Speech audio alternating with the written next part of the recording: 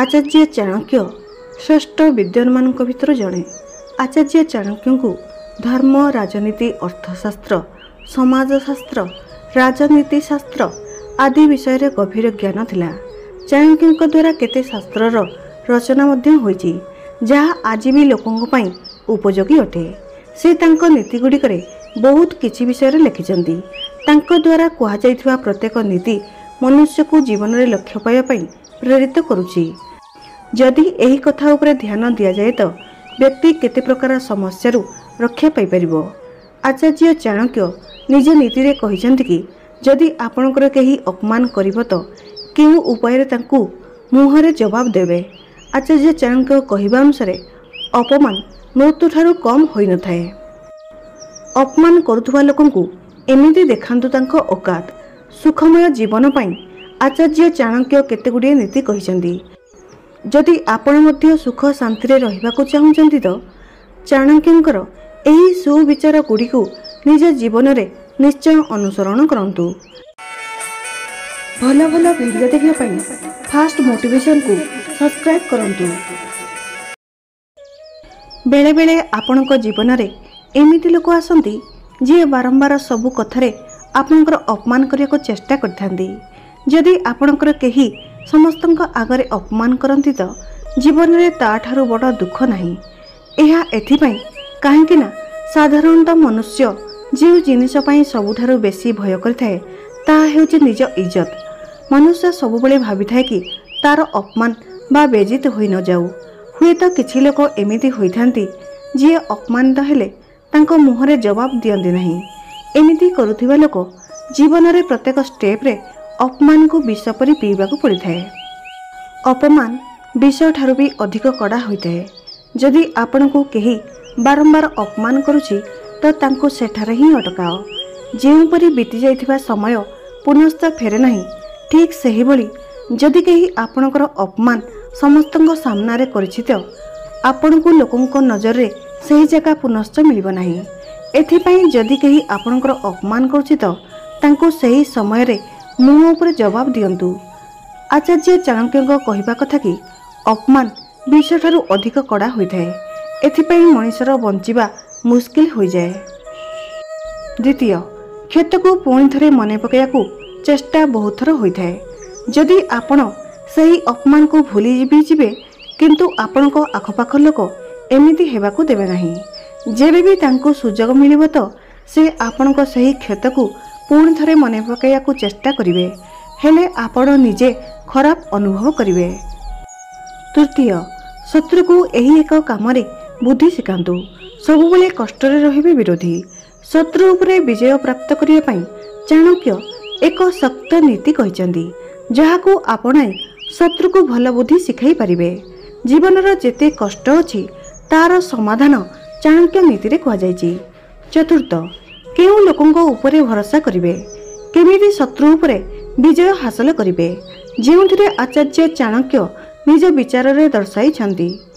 एहाकू आपणाउथिबा लोकमाने सबुबले सुखमय जीवन बंचिथांती। शत्रु उपरे विजय प्राप्त करिया पई चाणक्य एक अच्युत नीति कहिचंती जहाकू आपणाई शत्रु को उत्तम शिक्षा देई हेबो। जीवनर सबु समस्या दुखर समाधान चाणक्यଙ୍କ नीति रे कहा जायछि। केउ लोक उपरे भरोसा करिवे, केमिति शत्रु उपरे विजय हासिल करिवे, एमिति केते विषय अछि जहा उपरे आचार्य चाणक्य निज विचार रे कहिचंदी। एहाकू अनुसरण करथिबा व्यक्ति सुखमय जीवन बंची थाए। शत्रु उपरे विजय प्राप्त करिया पई चाणक्य एक अच्युत नीति कहिचंदी जहाकू आपण शत्रु को उचित शिक्षा दे परिबे। चाणक्यଙ୍କ अनुसार शत्रु को दंड देबा पई एहा एमिति उपाय जहार कोनसी तोड़ नाही। तेबे चलंतु जानिबा चाणक्यଙ୍କ विरोधी को देवा पई कोन कठोर दंड कहिचंदी। शत्रु को दंड देवा पई लक्ष्य भेद उपाय हेउची सबुबले खुशी रहिबा। आचार्य चाणक्य एही कथा माध्यम रे कहिचंती कि शत्रु केते भी शक्तिशाली होइथाउ ना काहेकि जदि से आपण को कष्ट देउची तो तांको सामना रे खुशी रुहंतु। चाणक्यଙ୍କ अनुसार शत्रु पाई एहा एमिति दंड अटे जहा रो कोनसी प्रतिकार नहीं। शत्रु उपरे विजय हासिल करिया पई एहा एक लक्ष्य भेद करुथुवा उपाय अटे। जेउथिरे ना कौन हथियार आवश्यकता अच्छी ना कौन सहयोगी आवश्यकता थाए। आपण एकुटिया ही खुशी रही विरोधी को एमिति पीड़ा दे पारिबे जहाँ सीधा जाई तांको कलिजारे प्रहार करिवो।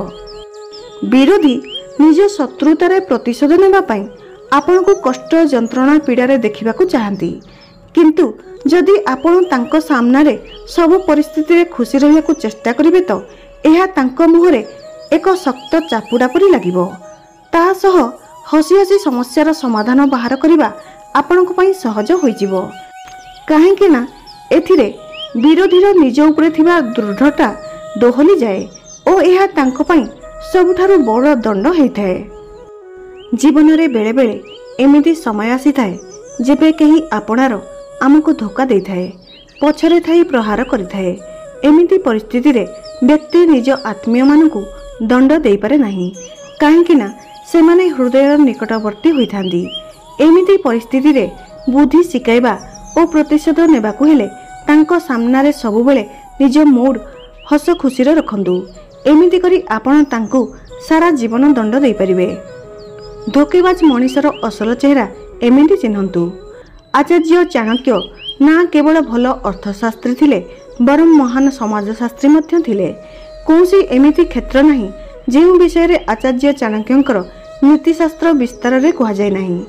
आचार्य चाणक्य कहिसंति कि 10 सेकेंड रे आपण सामना लोकर असल चेहरा चिन्हि पारिबे। एथिपाई समुद्र शास्त्र लिखित उपायर प्रयोग करा जाई परिबो। खराब समय रे एहाकु प्रयोग करंतु। प्रथम किए होइथाए विश्वासर पात्र। आचार्य चाणक्य कहिसंति कि एक आदर्श पत्नीर परख धन शेष हेले जना पड़े। जेमिति माता सीता सबु परिस्थिति रे भगवान रामको साथ देइथिले, तांको साथीरे महारानी होई मध्य वनवासर कष्ट सहिथिले।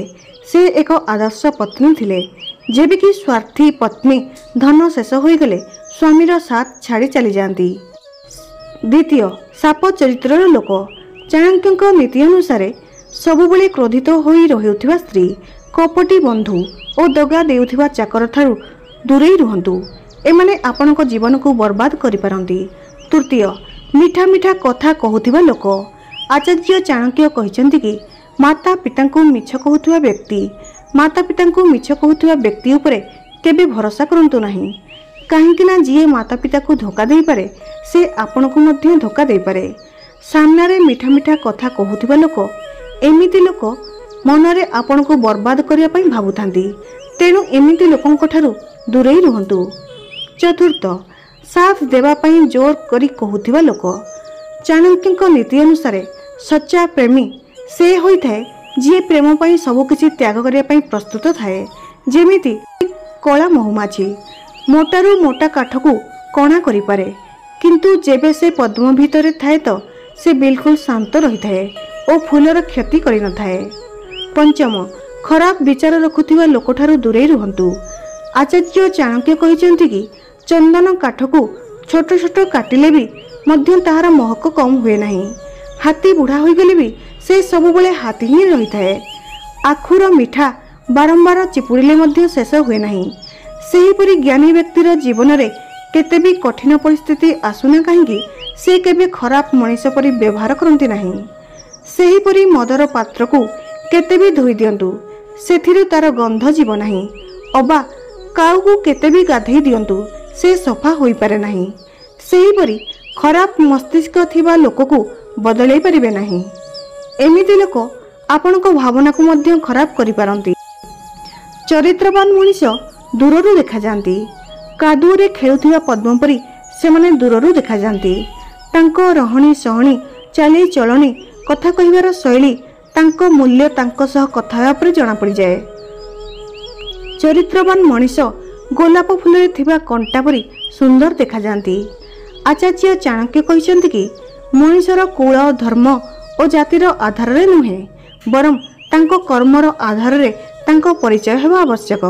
जेमिति जदि केही काऊ पहाड़ उपरे बसीगले गिरिध अबा चिल्लर श्रेणी रे गणा जाए नहीं, सेहीपरि उच्च पदवी हासिल करनेले केही चरित्रवान हो जाए नहीं।